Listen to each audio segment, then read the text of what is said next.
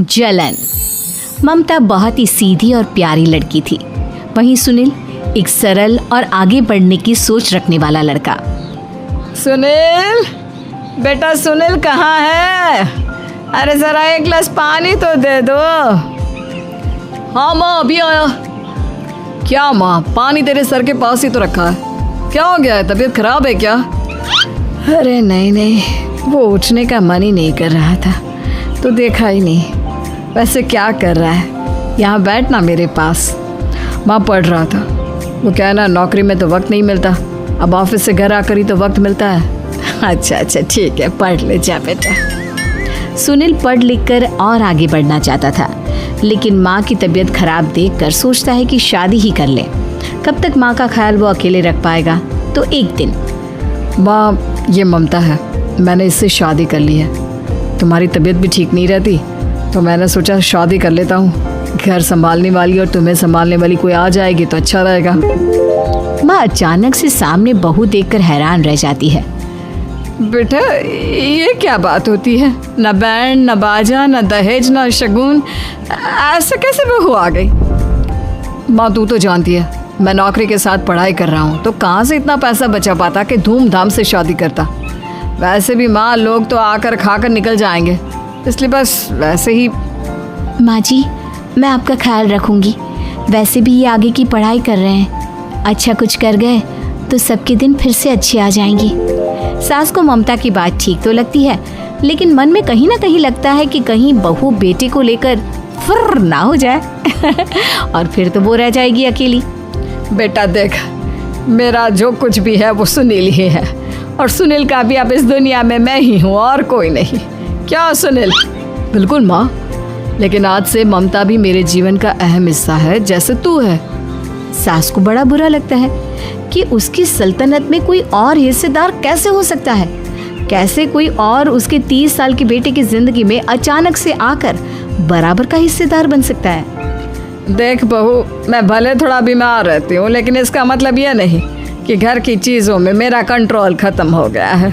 मैं आज भी इस घर की रानी हूँ, समझी? बेटा सोचता है कि ये माँ को अचानक से क्या हो गया। कल तक जो माँ कहती थी कि जिंदगी का कोई भरोसा नहीं, वो अचानक से जंग के मैदान की झांसी की रानी कैसे बन गई? माँ क्या हो गया? सब ठीक है ना? अचानक कैसी बात कर रही हो? ममता का आज पहला दिन है, स्वागत करो उसका। आसपास की आंटियों को बुलाओ, नई दुल्हन की मुंह दिखाए करवाओ। खैर, सास होने का फर्ज निभाती है और बाद में एक सहेली के साथ बाहर निकल जाती है। क्यों री, बताया नहीं कि बेटे का ब्याह कर रही हो? वैसे तो सारा दिन हम ही में घुसी रहती हो। अरे मुझे भी तो अभी पता चला, यूं अचानक सर पर लेकर आ गया। कहता है बहू है माँ तुम्हारी, अब इसको भी इतना ही मैं प्यार करता हूँ जितना तुझे करता हूँ। लो जी, ये क्या बात होगी? क्यों इतना प्यार करता है? अरे माँ का प्यार तो ज्यादा होता है। अब उसको तो कोई दूसरा पति मिल सकता है, लेकिन तुम ही बताओ, क्या माँ की ममता किसी और की हो सकती है? ना जी ना, बेटे को समझाओ ये बात। अरे क्या समझाऊं, मुझे तो खुद ही समझ में नहीं आ रहा कि क्या हो रहा है। जो बेटा कल तक माँ माँ करता था, अचानक से बीवी बीवी का राग आलाप रहा है। देखा, उसकी बीवी ना सुंदर और जवान है। सुंदरता के आगे तो एक से एक नहीं टिके, तो तेरा बेटा किस खेत की मूली है?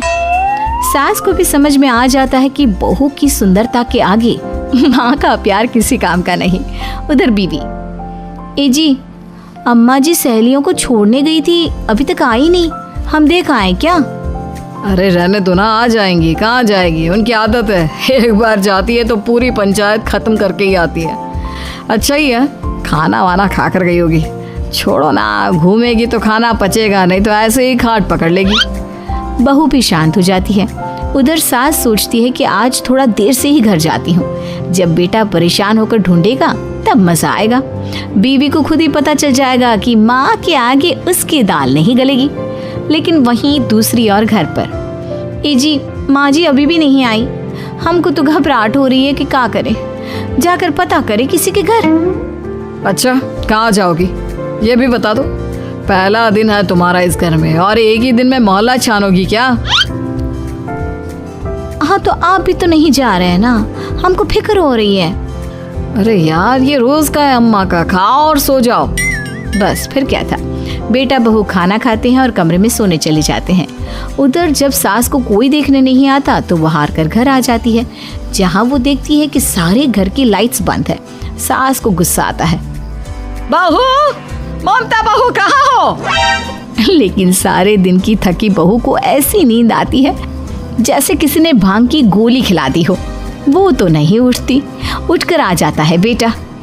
क्या बात है अम्मा, काहे चिल्ला रही हो? अरे सो जाओ ना, सुबह की थकी है बहू, वो सो रही है। जोर से बोलोगी तो नींद खुल जाएगी उसकी।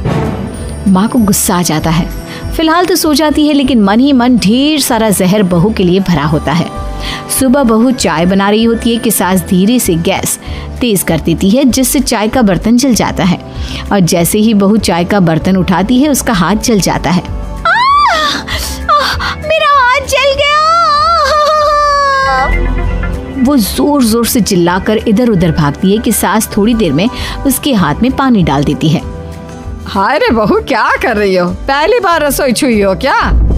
सासू माँ गलती से गैस तेज रह गई थी और बर्तन जल गया, जिससे मेरा हाथ जल गया। हाय रे, कितना गंदा दाग। छी छी छी छी, मुझे तो उल्टी आ रही है तेरा गला हुआ मांस देखकर। तू ना मुझे अभी साथ से खाना मत लगाना। बहू भी खुद का हाथ देखती है तो उसे भी रोना आ जाता है। कुछ दिनों के बाद सास की सहेली आती है। बहू चाय बनाकर लाती है। उसके जाने के बाद सहेली कहती है, बहू की सुंदरता ऐसी है कि कोई भी दीवाना हो जाए। वैसे तेरे बेटे का क्या हाल है?